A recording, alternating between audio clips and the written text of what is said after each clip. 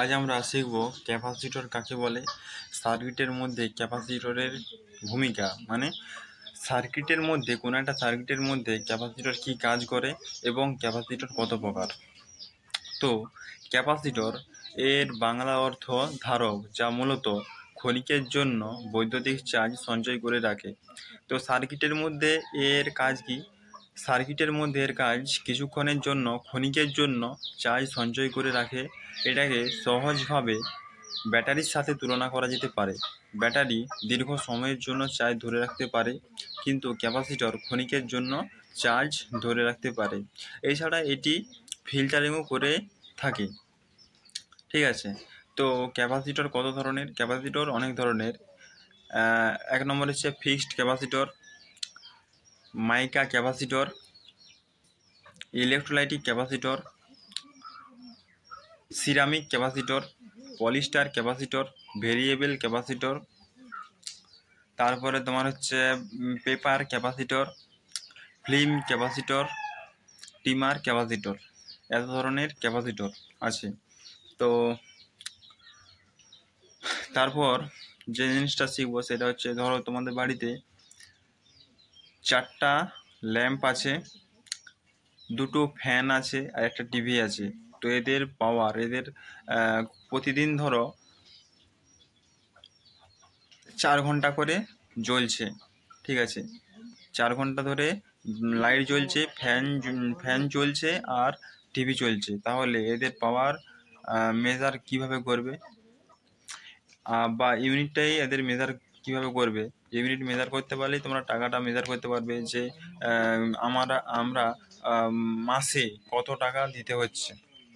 দেখো, এর জন্য কী করতে হবে? কটা ফ্যান আছে? 4টা ফ্যান আছে। ঠিক আছে, 4টা ফ্যান আমি হচ্ছে 80 ওয়াট করে, তাহলে কত হবে? 8 3 24, 8 4 32, কত হচ্ছে? 320 ওয়াট। 320 ওয়াট হচ্ছে, 320 ওয়াট টোটাল হচ্ছে 4টা ফ্যানে। বাই হবে না, এখানে ক ঘন্টা চলছে সেটাও গুণ করতে হবে। যদি 4 ঘন্টা চলে তাহলে আমাদেরকে 320 ইন্টু 4 গুণ করতে হবে। গুণ করলে 1280 ওয়াট আওয়ার ডে হবে। ঠিক আছে, 1280 হলো। ওই 1280 বাই 1000, হাজারটা কেন হচ্ছে?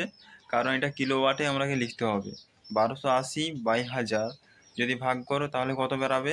ভাগ করলে বেরাবে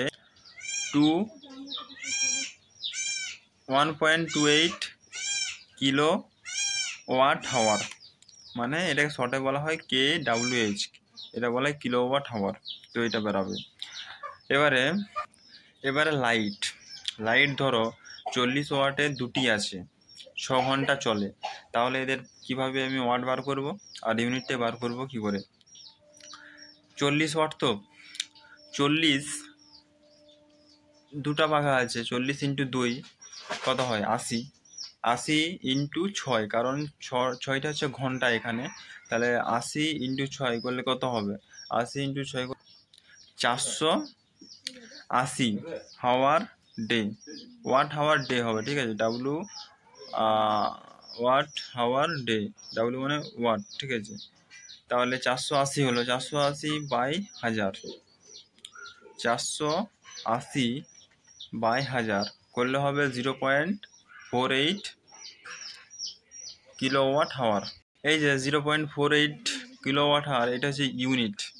এর সাথে তুমি যদি তোমাদের টাকাটা গুণ করো তাহলে তোমরা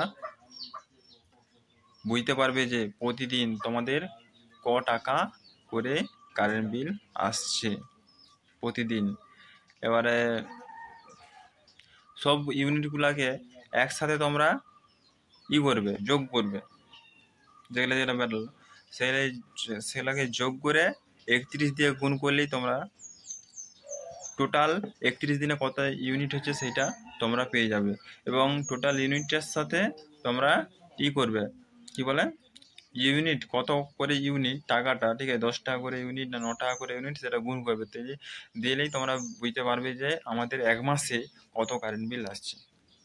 ঠিক আছে, এটা করো, দেখো বুঝতে পারবে।